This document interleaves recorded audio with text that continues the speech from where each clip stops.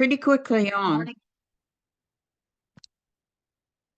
And by 1941, we were hungry. People in Holland were hungry. Now, I wonder why that could be, since it was a country, or is a country, that is very self-sufficient. They have everything to take care of themselves. Well, the Nazi soldiers stole from the Dutch people, and they were hungry. As a matter of fact, a lot of Dutch people died of hunger during those years of occupation. But for Jews, it went really bad. They couldn't go to parks. Oh, yeah, they could go to parks, but they couldn't sit on the benches. And there were curfews from 8 p.m. to 6 o'clock. They couldn't be out. Now, everybody carried an ID, but for Jews, it was easy to be spotted because you've heard of the David Star, and that's what was pinned on their, sewn on their clothes, or they wore an armband. And these little pieces of cloth had to be purchased. They purchased their own badge of shame.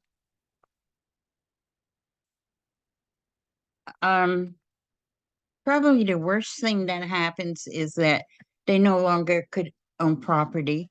Their stores were closed and given to Germans. We must also interject now that not all Germans were Nazi, but all Nazi. Just all Nazi were murderers, and there were. Daddy had a very good friend. His name was Dolph Hankes. He was became a famous artist, and the painting you see was done by Daddy. So you know that was not someone's first rendering, was it?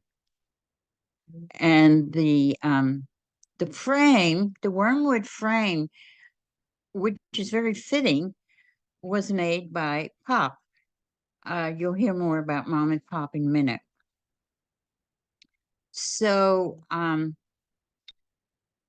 Dolph is the person I was given to. At the time, Daddy wrote a letter to Dolph and said, please come and see us before we have to go and register on the train. I don't know if they ever saw each other because the date was July 26th and the train left on the 30th. So everyone was to pack a suitcase and report to the train station. One suitcase each. But this little girl's parents didn't do that. They did the bravest and most selfless thing by leaving her behind. And that's how Dolph became my closest friend. By 1942, the final solution was in practice. The railroad in to Auschwitz is one way. There are very, very few people who survived. Most went to the gas chamber and then to the ovens. Remember, I said Jews didn't have jobs anymore. So the surmise was, or the story that was given to them was, now you can't take care of your families, can you? Because you don't have a job. You will be resettled That was the magic word. You will be resettled and you'll be able to work. And that lie followed them all the way in because that says, Arbeit macht frei, work will make you free. They were lied to all the way. Now, when I present to students, which I love to do, I ask this question: who don't you see in that picture? You see children, mothers. Most of them are not smiling, are they? The men have become slave laborers already. Um, they lived for about 6 weeks, I'm told. The horrid conditions, the lack of food, the back-breaking work made them muscle men, which means they weren't any good for work anymore. So that wasn't a big problem, was it? There were plenty more. My heart breaks every time I take a look at that picture with those little children. Everyone stripped naked and sent away to the chambers. Meanwhile, though, Clara, my birth name, and Dolph and I carried ourselves across the country. Now, it's not a very big distance, is it? But I wonder, how did we do that? Trains were not very reliable. Did he have a stroller? 22-month-old child certainly doesn't walk across the country, does. So I was taken to Buccolo, which was a place where there was a chicken house, good hiding place. And the reason I went to that particular place is because Daddy's sister was being trained to be a Zionist to go and work in the kibbutz. And her new husband and 8 other people lived in that chicken house. Don't know how long I was there. Probably not very long. Of course, I don't remember any of that because Dolph came and took me out. He didn't think that was a good place to leave a little one. Those people lived there for nearly a year before they were betrayed and were also sent to camp and also lost their lives. It could have been me. What if I had still been there? Second opportunity to be saved. Instead of leaving me there, we went to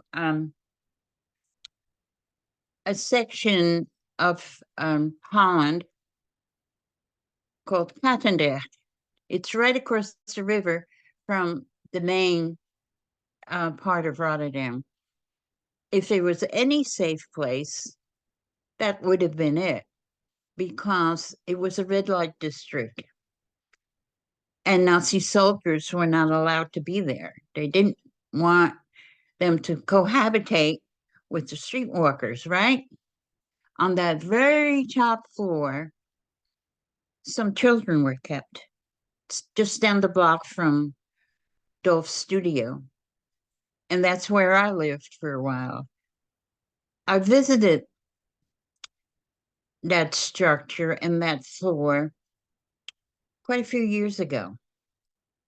Now, remember how small I was. I could not have remembered being there. I never knew what deja vu was, but I felt like I had been there. Fee, the young lady on that picture, took me in this little steamboat across the Maas River to the Rotterdam proper area where I met my foster parents. Now, this picture was taken later. You can see I'm older there. I am now no longer Clara. They changed my name to Sonja. That's an interesting story. If we have time, we can talk about that. And there aren't very many, there are no smiling pictures of me during that time, actually.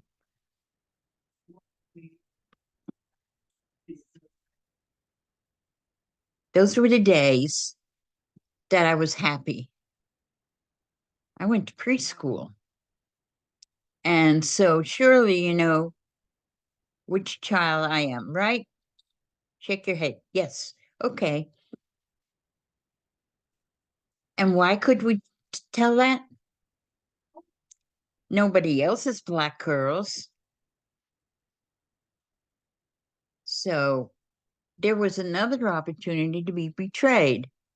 Teachers, the kids who were picked up by their parents, they probably asked, so where'd that child come from? Where does she live? Who is she? Because there were no answers. But where things got too uncomfortable for mom and pop, we just moved. We just moved to the other end of town. Since there was no communication to speak of, that could be done. Not like today, where we have cell phones and radios and all sorts of communication devices. But it worked for us. We moved 3 times during that time. And what do I remember about those days? Well, I remember I wasn't hungry. And the reason is that I had an aunt and uncle who gave me a hot meal every day. Now, they weren't aunts and uncles because being in the Netherlands, I would not be Miss Sonia. I would be called Aunt Sonia. So they were all aunts, but they weren't relations, right? Um, Another story that would be in my memoir would be the time that I disobeyed the rules. You know, what happens when you tell a child, don't go near the window, don't do that. We lived on the second story with a great big picture window in front, and I wasn't to go near that window. Well, of course, I disobeyed eventually. And it was upon the time that I heard a drum, one beat, dreary afternoon. I looked out the window and I saw this long row of men, 5 across, no costumes, just drab clothing. And, you know, it was a drizzle. It often doesn't really rain hard, but there's a drizzle. So the street was wet. And I remember seeing the reflection on the cobblestones. Why didn't they cancel a parade? Late afternoon, no people, no costumes. Well, it wasn't until many, many years later that I found out where they were going. We lived right around the corner from the railroad station.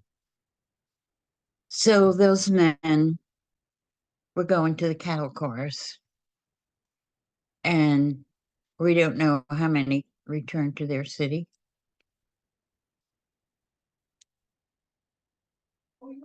These are Canadians. We were liberated by Canadians. And so they drove their tanks through the streets and threw out, I'll never forget, those little packs, they must have been half packs, of Lucky Strikes, white packages with the blue red circle. and they threw out Hershey bars. But this kid, for some reason, fell in love with bazooka bubblegum. And that's what I ate. Lots and lots of bazooka bubblegum. So bad that when my grandchildren started brushing their teeth with that stuff, it was not a good memory. We, things didn't turn around right away. It took the city or the country many years to recuperate. Meanwhile, this lady is an aunt. She's a blood relation. Her name was Tante Singh. She's Jewish, yes. She was saved because she was married to a well-to-do Christian businessman. And at the time, they didn't, they left those marriages alone. And she brought mother and daddy's death certificate. So now mom and pop knew that I truly was an orphan. And she brought some things that mother and daddy had left with them. And the most precious thing, which you can't see because we don't have the camera, is her garnet necklace that I always wear only for presentations. She wore this, and it's the only thing I have that I know that belonged to her and that she wore.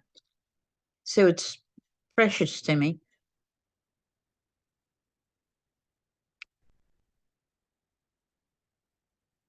What?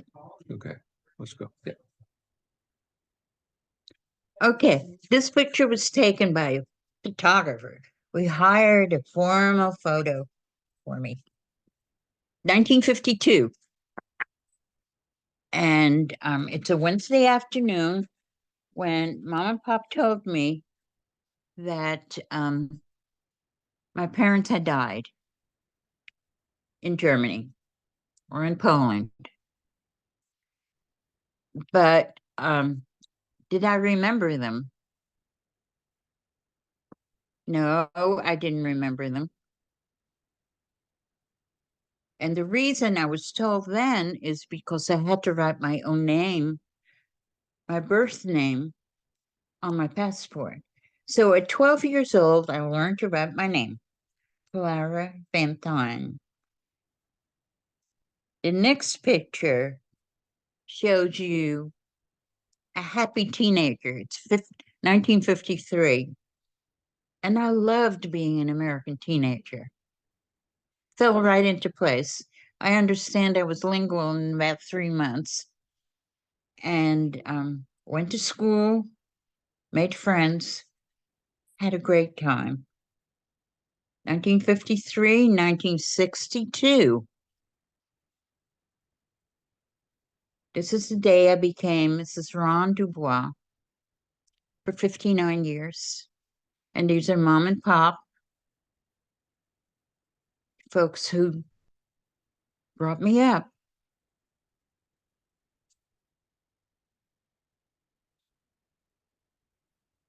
I said there was no communication, right?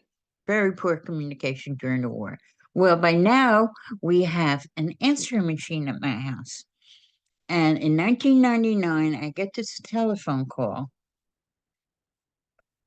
when a woman says, "Oh, I'm sorry, it took 3 times."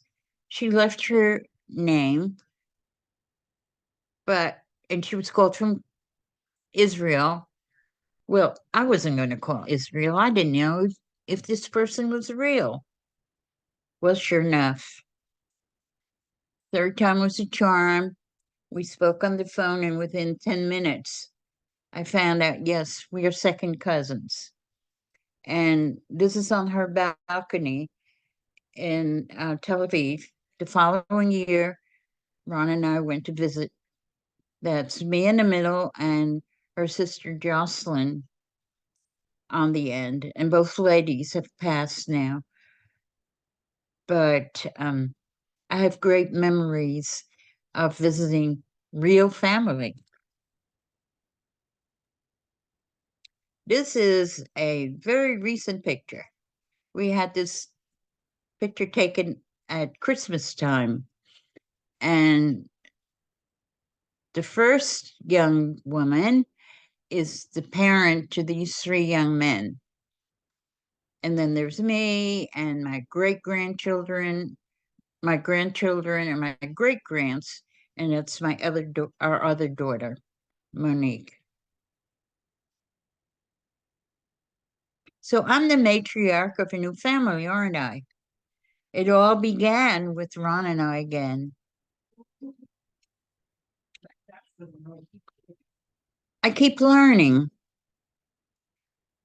My dear friends, an editor took me to see the ruins of the chicken house. Look at that. The roof is caved in, but the doorway's still there. And I stepped in.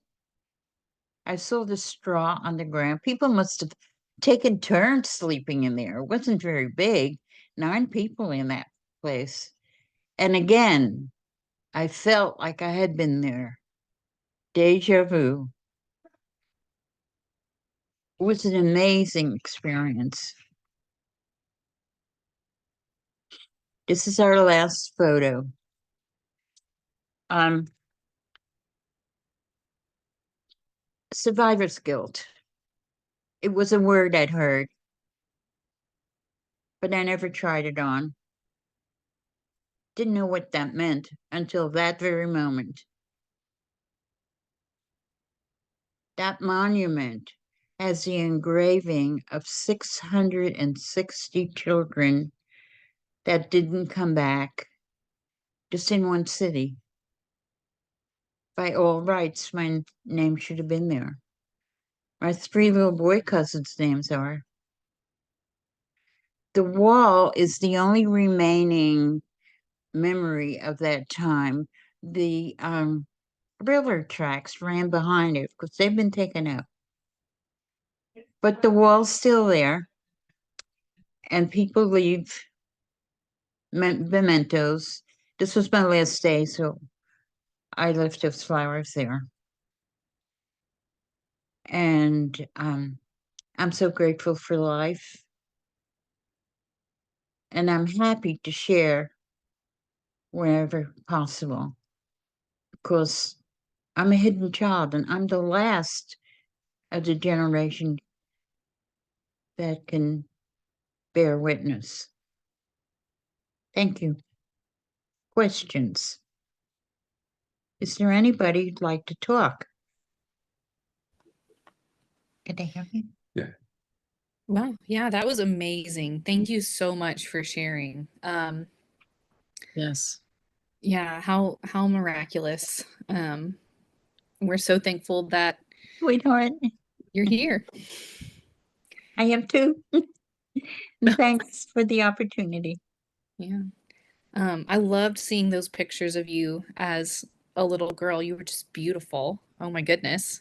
Precious. Thank you. Let's see. There might be a Okay, Anybody? so Scott Dixon has a question in the chat. He says, please tell us the story about your name change. Thank you so much for your presentation. Also, please tell us about your memoir.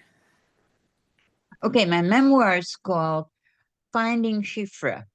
And Schifrah, she have 3 names, Clara, Schifrah, and Sonja.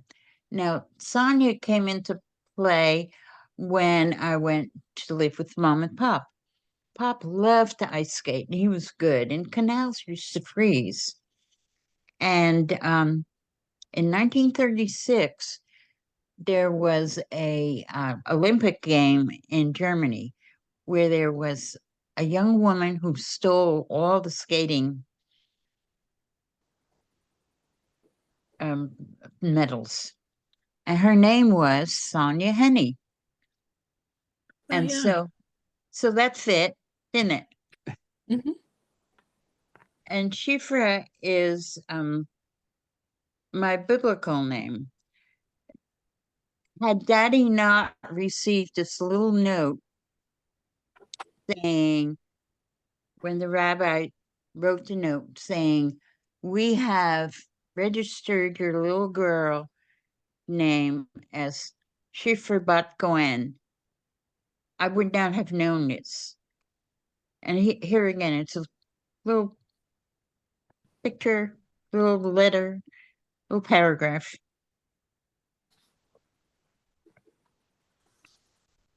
So yeah, that's my story on my name and my birthday.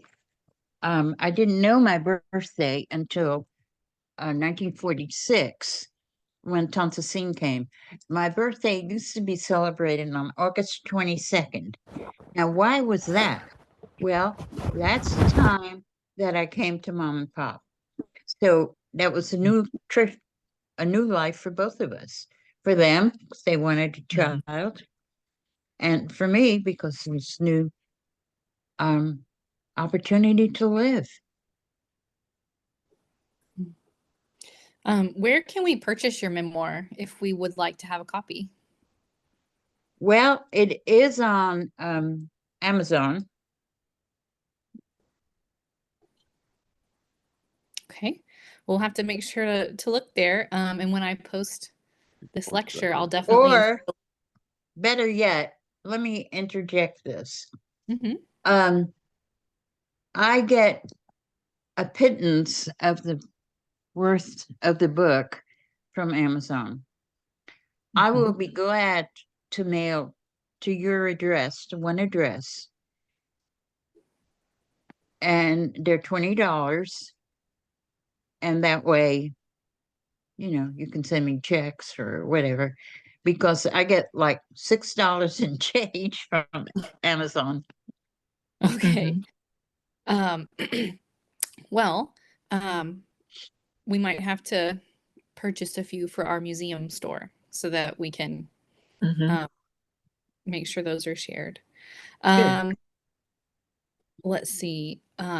Mariel Sylvie says, thank you so much for sharing. And then Rachel McCuston says, amazing and sad story.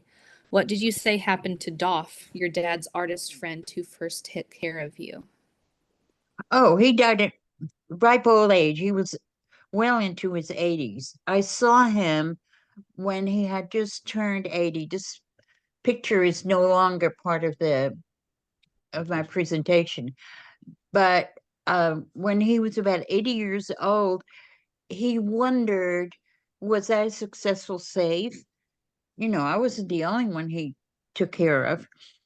And so there's this big picture of me at kindergarten in the newspaper. And my girlfriend sent that to me. And headline said, what happened to Clara? He knew that we had left the country, but he didn't know, was I married? Did I have kids? Was I happy? And so Ron and I went to see him the following year. And that was quite an experience. I had an opportunity to say thank you. Wow.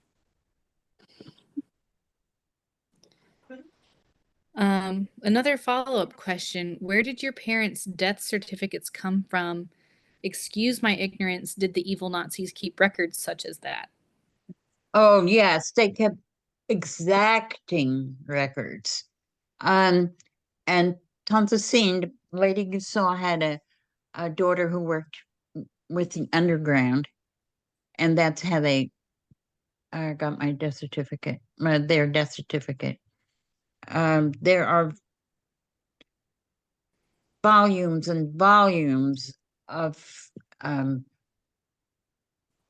notebooks and boxes of data that the Nazi kept.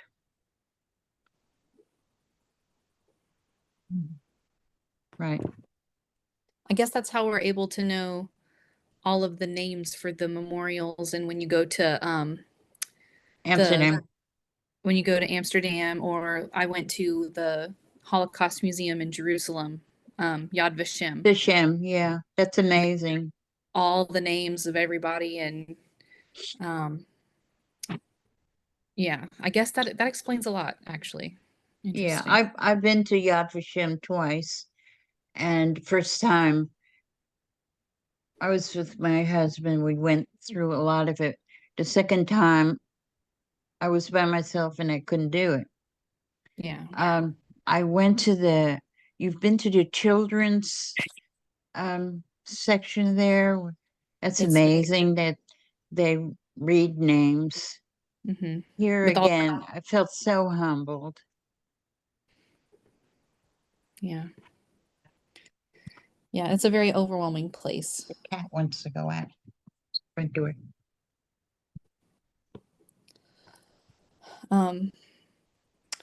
Does anyone else have any questions for Miss Sonja?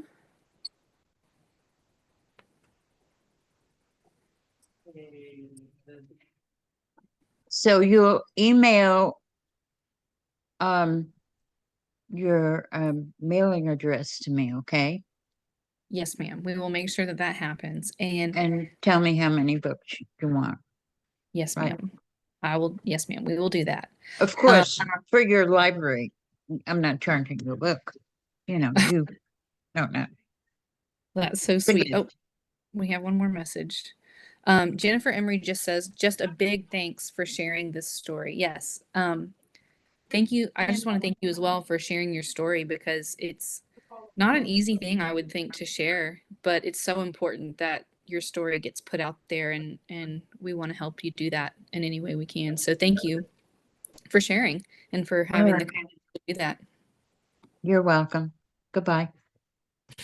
Bye. Thank you guys all so much for coming to our virtual lecture with our special guest, Sonja DuBois.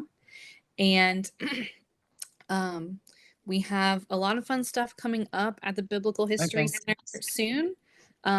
We have Roman Army Day coming up on Saturday, May 11th, for anyone who is interested in coming to that. It's a day of living history with animals and Roman Army boot camp and live performances in our Roman theater, as well as vendors in our marketplace selling their goods and their wares just like they would have in the first century. And please keep an eye out for this being posted on our YouTube channel. And we also have another virtual lecture every single quarter this year, so keep out look out for the announcement for that. We would love to have you join us. They are free now, so all you have to do is register, because we do need your email address to be able to send you the Zoom link. But after that, we take care of it from there. And so we thank you all so much for joining us, and hope to see you at the Biblical History Center again soon. Thank you so much. Bye, guys. Bye-bye. Thanks. Bye.